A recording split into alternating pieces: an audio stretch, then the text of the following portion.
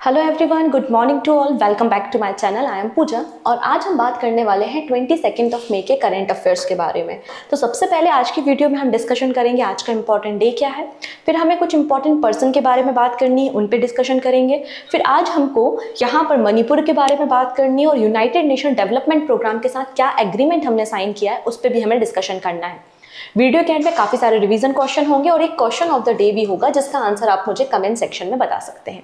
जो student new है उनको मैं बताना चाहती हूँ कि आज के क्लास के करंट अफेयर्स के पीडीएफ, इसके अलावा हमारा जो हिस्ट्री की क्लासेस चल रही हैं और मैंने एक स्टैटिक टॉपिक भी कवर कराया है, major sea ports in India, इन सब की पीडीएफ आपको मेरे टेलीग्राम से मिल जाएंगी एंड टेलीग्राम की लिंक डिस्क्रिप्शन में अवेलेबल है, या सिंपली आप सर्च कर लीजिएगा पूजा जैन CA 247, पूजा जैन CA 247, तो भी आप मेरे टेलीग्राम तक पहुंच जाएंगे और इजीली पीडीएफ को डाउनलोड करके नोट्स बना सकते हैं। ओके, सो स्टार्ट करेंगे सबसे पहले आज का इंपॉर्टेंट डे। तो 22 मई को हम सेलिब्रेट करते हैं international day for biological diversity. United nation ने इस दिन को डेजिग्नेट किया था। क्यों किया था? क्योंकि बायोडाइवर्सिटी इश्यूज क्या हैं, क्या चैलेंजेस हैं बायोडाइवर्सिटी को प्रोटेक्ट करने के लिए। तो यहाँ पर इन सारी बातों के बारे में अवेयरनेस दिलाने के लिए international day for biological diversity celebrate किया जा रहा है, जिसकी थीम क्या है? थीम है we part of the plan. ठीक, डन। चलिए, अब यहाँ पे कुछ इंपॉर्टेंट पर्सन है जिनके बारे में हम बात करेंगे। सबसे पहले हम जानते हैं 11th edition of para athletics world championship, जो कि 17 मई से लेकर 25 मई के बीच में हो रही है। कहाँ पर? जापान। जापान का एक शहर है कोबे। कोबे में ये चैंपियनशिप आपको देखने को मिल जाएगी। फॉर द फर्स्ट टाइम किसी ईस्ट एशिया कंट्री में ये चैंपियनशिप आपको देखने को मिलेगी and third time Asia continent में आपको चैंपियनशिप देखने को मिल रही है। 2015 में कतर में एंड 2019 में दुबई में इस चैंपियनशिप को किया गया था। तो हम बात कर रहे हैं वर्ल्ड पैरा एथलेटिक चैंपियनशिप के बारे में। इसका ये 11th एडिशन जापान में चल रहा है। इंडिया की टीम ने भी पार्टिसिपेट किया है। अब मेडल टैली तो अभी तैयार है नहीं, क्योंकि 25 मई तक आपके गेम्स होंगे, लेकिन अभी यहाँ पे 3 इंपॉर्टेंट पर्सन है जिनके बारे में हमें बात करनी है जिन्होंने मेडल जीता है। पहले पर्सन है निषाद कुमार। निषाद कुमार एक हाई जंपर है। इनका रिलेशन हाई जंप से आपको देखने को मिल जाएगा और इन्होंने पैरा ओलंपिक्स में भी सिल्वर मेडल हासिल किया था और अभी भी इन्होंने वर्ल्ड पैरा एथलेटिक चैंपियनशिप में सिल्वर मेडल जीतने का काम किया है और हाई जंप से एसोसिएटेड है निषाद कुमार। अगली पर्सन जो न्यूज में, उनका नाम है प्रीति पाल और प्रीति पाल एक पैरा एथलीट है। इनका रिलेशन 200 मीटर रेसिंग इवेंट से है और इन्होंने यहाँ पर ब्रोंज मेडल हासिल किया है। ठीक है, कांस्य पदक जीतने का काम प्रीति पाल ने किया है।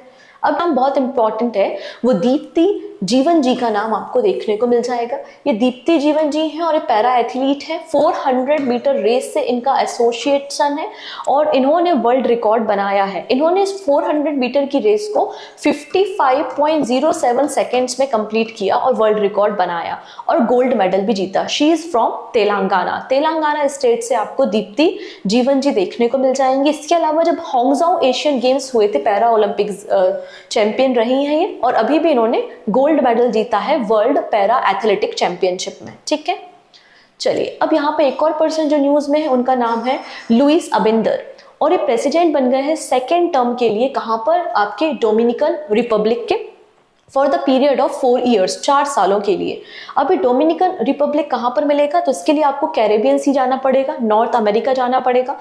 यहाँ पे कैरेबियन सी में आपको एक कंट्री देखने को मिलेगी जिसकी कैपिटल क्या है? आपको सेंटो डोमिंगो कैपिटल है और पेसो या पीसो यहाँ पे करेंसी आपको देखने को मिल जाएगी।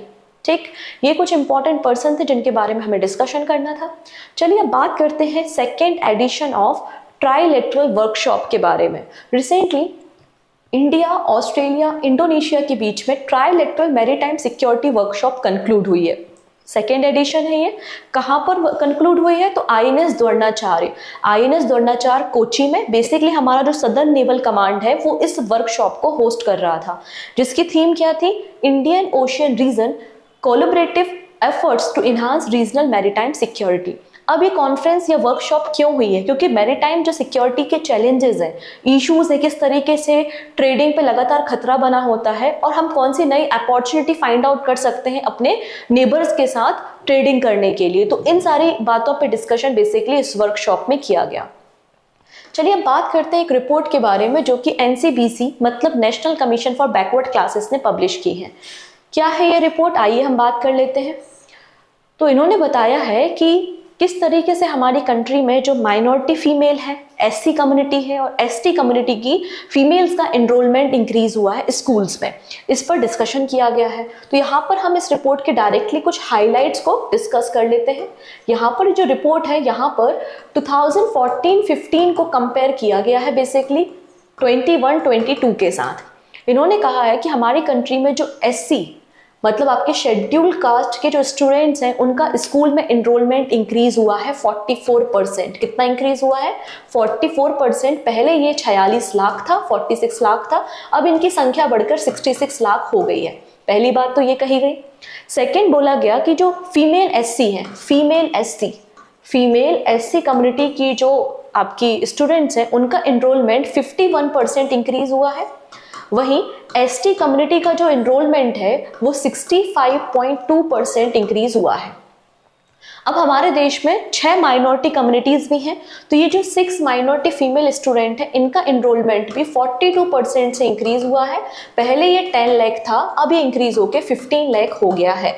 ये सारी बातें इस रिपोर्ट में कही गई।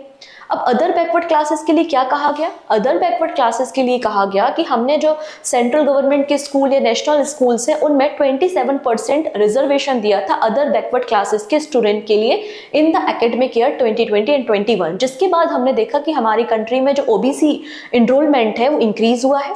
इस रिपोर्ट में बताया गया in institute of the national importance there was a 71% increase in the OBC enrollment, और फीमेल का जो एनरोलमेंट है वो डबल है मेल के कंपैरिजन में। ये बातें इस रिपोर्ट में हमें बताई। किसने बताई? एनसीबीसी के चेयरमैन ने।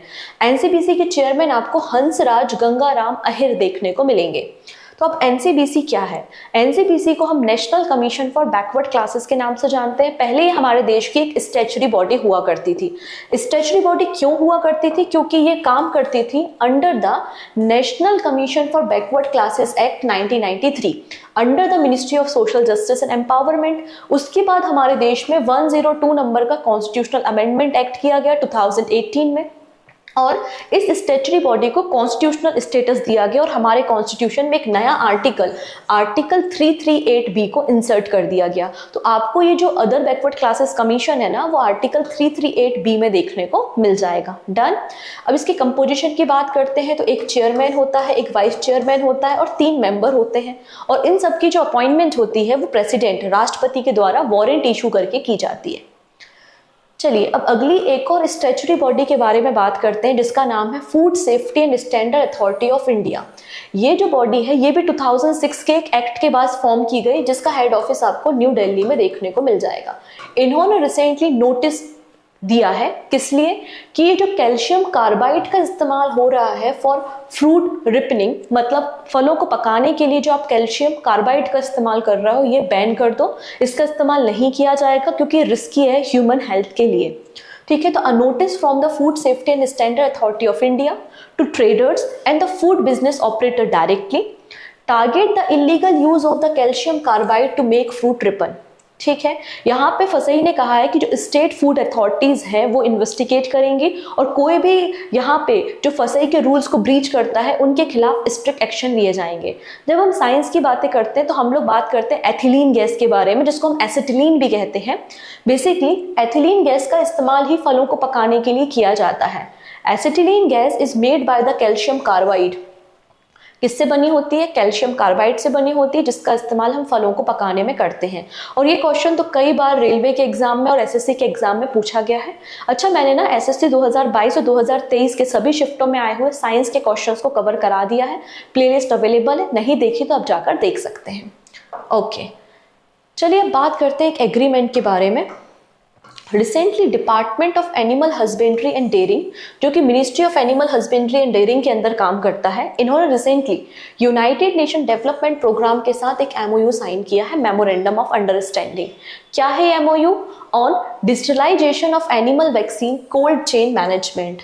एक्चुअली आप लोगों ने एक जूनेटिक डिसीज के बारे में सुना होगा। जूनेटिक डिसीज क्या होती है? जो कि एनिमल से इंसानों में आ जाती हैं। अगर हम एनिमल के कांटेक्ट में रहते हैं तो ये हमारे तक पहुंच जाती है। जनरली ऐसा होता है, आपने देखा भी होगा। जब भी हम कोई पेट लेकर आते हैं घर में तो हम उसका प्रॉपर वैक्सीनेशन कराते हैं। जैसे डॉग लेकर आई तो हम उसको वैक्सीनेशन कराएंगे कि रेबीज मुझे ना हो। वैसे कई सारे एनिमल के कांटेक्ट में ह्यूमन रहते हैं और हमेशा आप देखते हैं कि जूनेटिक डिसीज एनिमल से ह्यूमन तक पहुंच जाती है। तो इस कंडीशन से बचने के लिए हमें क्या करना पड़ेगा? जो एनिमल्स हैं उनको प्रॉपर वैक्सीनेशन देना पड़ेगा। अब प्रॉपर वैक्सीन देने में इशू क्या है? पहला है सप्लाई चेन। सप्लाई चेन तो चलो आप बिल्ड कर भी लो, लेकिन कोल्ड स्टोरेज फैसिलिटी, क्योंकि आपने देखा होगा जब हम कोविड के वैक्सीन लेने गए थे तो एक कोल्ड स्टोरेज होता है जहां पे आपकी वैक्सीन को 2 से लेकर 8 डिग्री सेल्सियस पे रखा जाता है। इस मिनिमम टेम्परेचर को तो आपको मेंटेन करना ही पड़ता है। तो हमारे पास एक कोल्ड जो सप्लाई चेन है इसकी कमी है। ठीक है, मतलब हम वैक्सीनेशन को उतने कम टेम्परेचर पे कैसे मैनेज करें? तो हमारे इस चैलेंज को कम कौन कर रहा है? United Nation Development Programme. ठीक है, UNDP will support and strengthen India's first animal vaccine supply chain management system to protect communities and animal and prevent the spread of genetic diseases। ठीक, इतनी चीजें। और ये हमें क्या करेगा? कोल्ड चेन प्रोवाइड करेगा UNDP। United Nation Development Programme का जो फॉर्मेशन है वो 1965 में हुआ था। न्यूयॉर्क USA में इसका हेडक्वार्टर आपको मिल जाएगा और यूनाइटेड नेशन की एक एजेंसी है। काम क्या करती है? इसके जो मेंबर नेशंस होते हैं और मेंबर नेशंस जो डेवलपिंग कंट्रीज हैं उनको जो भी चैलेंजेस होते हैं उनको सॉल्व करने का काम UNDP करता है। United Nation Development Programme is a UN global development network which help member country find solution to their development challenges। अच्छा, यूनाइटेड नेशन डेवलपमेंट प्रोग्राम ना एक बहुत इंपॉर्टेंट इंडेक्स पब्लिश करती है जिसका नाम है HDI, ह्यूमन डेवलपमेंट इंडेक्स। ये क्वेश्चन भी कई बार एग्जाम में बना है तो थोड़ा सा आप इसे याद रखेंगे।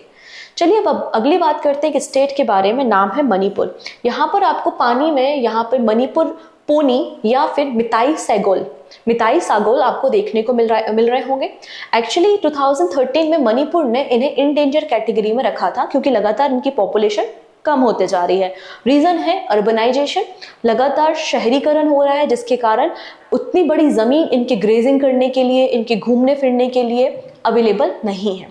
अब यहाँ पर मणिपुर गवर्नमेंट ने एक फैसला लिया है। क्या फैसला लिया है? To protect the endangered Manipuri pony, government allotted 30 एकड़ ऑफ ग्रासी फील्ड। तो 30 एकड़ के ग्रासी फील्ड यहाँ पर प्रोवाइड किए जहां पर ये पोनी इजिली रोम कर सकते हैं एंड ग्रेजिंग कर सकते हैं। कहाँ पर? आंसर हो जाएगा लामफेल पेट, इम्फाल वेस्ट में। मणिपुरी पोनी को हम मिताई सागुल के नाम से जानते हैं और यहीं से शुरुआत होती है पोलो गेम की। जनरली हम पोलो के बारे में बात करते हैं, घोड़े पे बैठ के खेला जाने वाला एक गेम होता है ना। राजा महाराजाओं के समय से पोलो खेला जा रहा है तो उसका ओरिजिन कहीं और से नहीं हुआ, इंडिया से ही आपको पोलो गेम का ओरिजिन देखने को मिल जाएगा। हमारे देश में जो 7 ऑफिशियल ब्रीडिंग है हॉर्सेस की, उनमें से एक ब्रीड आपको मणिपुरी पोनी देखने को मिलती है। तो आपको एक और क्वेश्चन पता चल गया कि हमारे देश में 7 ऑफिशियल हॉर्स ब्रीडिंग देखने को मिल जाएंगी। कौन कौन सी हैं? तो आप देख सकते हैं, मारवाड़ी हॉर्सेस हैं, कठियावाड़ी हॉर्सेस हैं, इसके अलावा Zanskari pony, Spiti pony, Bhutia pony and Kachchhi Sindhi horses आपको देखने को मिल जाएंगे। डन। चलिए नेक्स्ट बात करते हैं ऑस्ट्रेलिया के बारे में। ऑस्ट्रेलिया ने अपने बजट में एक नया माइग्रेशन डील बताया है। इस कहानी को हम थोड़ा सा डिस्कशन करेंगे, देखेंगे। हम बात कर रहे हैं मेट्स माइग्रेशन स्कीम के बारे में। अब ये मेट्स क्या है, तो इसका फुल फॉर्म क्या होता है देखेंगे। Mobility arrangement for talented early professional scheme आपको मेट्स का फुल फॉर्म मिलेगा। तो इसको रिसेंटली ऑस्ट्रेलिया ने अपने फेडरल बजट डॉक्यूमेंट में इंट्रोड्यूस किया है और इसकी डेट बताइए कब से हम इसको स्टार्ट करने वाले हैं फॉर इंडियन नेशनल्स। एक्चुअली इसका थोड़ा सा बैकग्राउंड हमें देखना पड़ेगा कि 23 मई 2023 को इंडियन गवर्नमेंट और ऑस्ट्रेलियन गवर्नमेंट के बीच में एक एग्रीमेंट साइन हुआ था। एग्रीमेंट क्या था? Migration and mobility partnership agreement, जिसमें जो इरेगुलर और इलीगल दोनों तरीके से जो माइग्रेशन हो रहे हैं उसको रोकना था। इसके लिए एग्रीमेंट साइन किया गया था और उसी का पार्ट है बेसिकली मेट्स। ठीक है, मतलब आपका mobility arrangement for talented early professional scheme. इसमें बोला गया है कि जो स्टूडेंट हाई एजुकेशन के लिए जाना चाहते हैं ऑस्ट्रेलिया में, या फिर अपने करियर अपॉर्चुनिटी देखते हैं, या अपने प्रोफेशन के अर्ली स्टेज में हैं डिफरेंट फील्ड्स में, और इनकी एज अगर 18 से लेकर 30 इयर्स की है, तो वो यहाँ पर जा सकते हैं, कहाँ पर, ऑस्ट्रेलिया, अप टू 2 ईयर्स के लिए। कितने समय के लिए? 2 सालों के लिए, अप टू 2 ईयर्स के लिए। ये बात इस स्कीम में कही गई है। डन इतनी चीजें। Under the scheme, Indian graduate and early career professionals with knowledge and skills in the targeted field of study will be offered a new temporary mobility pathway to live and work in the Australia for up to 2 years under this METS scheme. चलिए अब यहाँ पर ना एक और corridor news में है, which is India Middle East Europe economic corridor. पहली बार इंडियन डेलीगेट्स कहाँ पर गए? यूएई में गए इस पर्टिकुलर कॉरिडोर पे डिस्कशन करने, इसका फ्रेमवर्क रेडी करने, कैसे हम इसको ऑपरेट करेंगे और कैसे इसको डेवलप करना है। That's why India Middle East Europe economic corridor आपको न्यूज में देखने को मिलेगा। तो an Indian delegate recently paid a visit to UAE for the first time to hold discussion with the key entities there on the India Middle East Europe Economic Corridor। अब ये corridor का discussion कहाँ से शुरू होता है? जब G20 की मीटिंग थी इंडिया में, तब यहाँ पर यूरोपियन यूनियन और 7 कंट्रीज ने बेसिकली साइन किए थे इस इकोनॉमिक कॉरिडोर को डेवलप करने के लिए। वो 7 कंट्रीज कौन सी थी? आंसर हो जाएगा India, USA, Saudi Arabia, UAE, France, Germany and Italy आपको देखने को मिल जाएंगे। ठीक है, अगर इस कॉरिडोर को देखोगे तो ये कॉरिडोर इंडिया को कनेक्ट करता है, किसके साथ? आपके यूरोप के साथ कनेक्ट करता है। और यहाँ पर शिपमेंट मतलब शिप एंड रेलवे कॉरिडोर को डेवलप किया जाएगा। अगर मैं बात करूँ मुंबई पोर्ट और मुंद्रा पोर्ट गुजरात, यहाँ से जो कार्गो होंगे वो जाएंगे सी रूट के जरिए कहाँ तक? यूएई तक। यूएई तक पहुंचने के बाद यहाँ से हम रेलवे लाइन बिछाने का काम करेंगे, रेलवे रूट डेवलप करेंगे कहाँ तक? हाइफा पोर्ट इजराइल तक। और फिर हाइफा पोर्ट जो इजराइल है वहां से अगेन शिप रूट आपको होगा ग्रीस तक मतलब आपका यूरोप तक।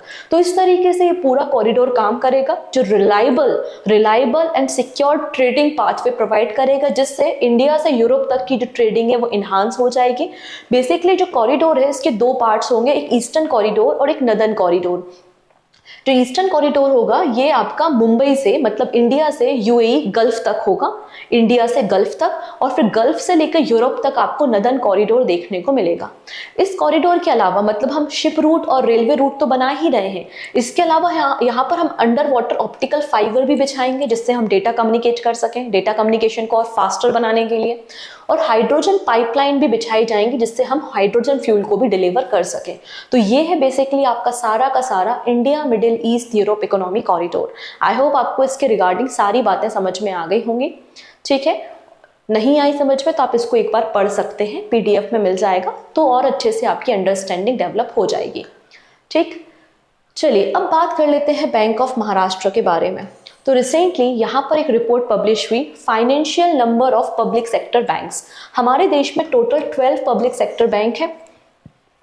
इन 12 पब्लिक सेक्टर बैंक की आपकी बिजनेस ग्रोथ क्या रही, आपका डिपॉजिट मोबिलाइजेशन मतलब आपका डिपॉजिट जमा पूंजी कितनी आपने कलेक्ट की, इसके अलावा आपका कासा डिपॉजिट जो करेंट अकाउंट और सेविंग अकाउंट डिपॉजिट क्या है, तो इन सब आंकड़ों को बेसिकली पब्लिश किया गया। यहाँ पर इन तीनों की तीनों कैटेगरी में टॉप किसने किया है? बैंक ऑफ महाराष्ट्र ने। ठीक है, तो state own Bank of Maharashtra recorded the highest growth rate last fiscal year in the term of total business growth and deposit mobilisation. कितनी ग्रोथ है? तो बैंक ऑफ महाराष्ट्र की ग्रोथ 15.94% की देखने को मिलेगी इन FY24। तो सेकेंड नंबर पे क्या है? तो सेकेंड नंबर पे SBI है, जिसकी ग्रोथ आपको 13.12% देखने को मिलेगी। ठीक है, तो हमको बैंक ऑफ महाराष्ट्र का नाम बस याद रखना है। चलिए अब बात करते हैं एक प्रोजेक्ट के बारे में जिसका नाम है एस्ट्रा। ये प्रोजेक्ट एस्ट्रा बेसिकली गूगल का प्रोजेक्ट है।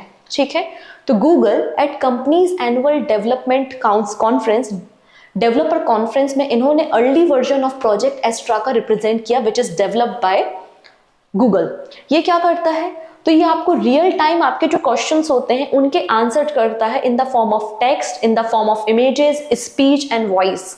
तो ये रियल टाइम आपके क्वेश्चन के आंसर करने के लिए इसको रेडी किया गया है। इसमें इमोशनल डाइवर्सिटी नहीं है, मतलब ऐसा नहीं है कि भावुक हो जाए, ये स्ट्रेट फॉरवर्ड आपको आंसर करता है। ठीक है, इसके अलावा अगर आप स्मार्टफोन में अपने कैमरे को ऑन करके कोई कोडिंग आपने की है, कोडिंग इसको दिखाते हैं, तो ये बता सकता है कि आपकी कोडिंग करेक्ट है या इनकरेक्ट है। रियल टाइम या रियल वर्ल्ड के साथ ये कम्युनिकेट करने में कैपेबल है।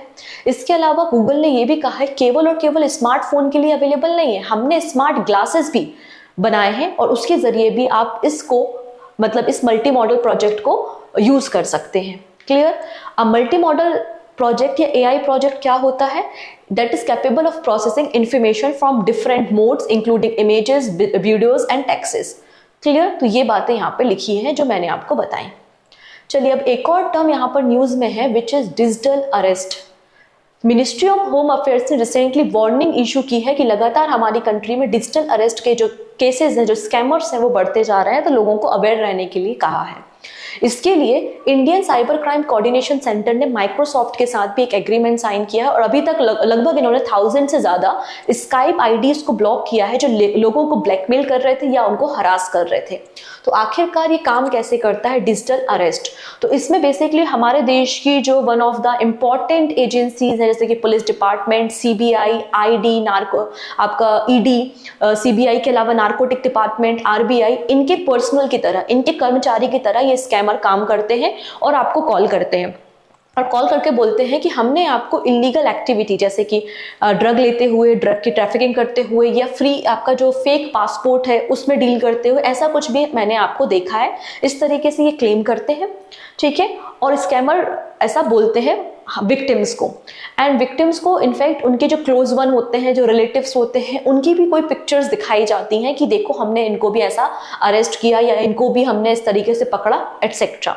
जिसके बाद क्या होता है, विक्टिम थोड़ा सा डर जाता है और फिर इन लोग क्या करते हैं, कहते हैं कि हम ऑनलाइन तरीके से आपके इस केस को डिस्पोज कर देंगे, पब्लिक डोमेन में या मार्केट पे नहीं आएगा या आपके घर तक नहीं पहुंचेगा, आप बदले में इतना पैसा दे दो। तो समटाइम विक्टिम जो होता है वो पैसा दे भी देता है और अगर वो थोड़ा सा मतलब अभी श्योर नहीं है तो ये लोग उसको इंगेज करके रखते हैं और वीडियो कॉल को तब तक होल्ड रखते हैं, मतलब वीडियो कॉल को तब तक कट नहीं होने देते जब तक विक्टिम इनकी बातों को मान नहीं लेता। तो इस तरीके से डिजिटल अरेस्ट प्रोसेस काम करती है, ठीक है। डन।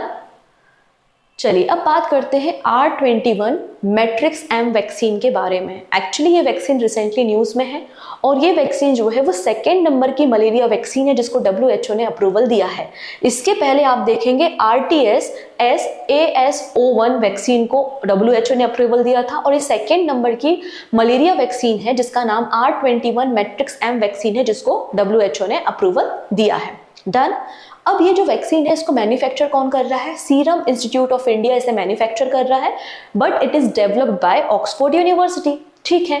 तो यहाँ पर सीरम इंस्टीट्यूट ऑफ इंडिया ने पहला कंसाइनमेंट रेडी कर दिया है और इसको भेजा जा रहा है कहाँ पे? अफ्रीका। दैट्स वाई ये न्यूज़ आपको करंट अफेयर्स में देखने को मिलेगी।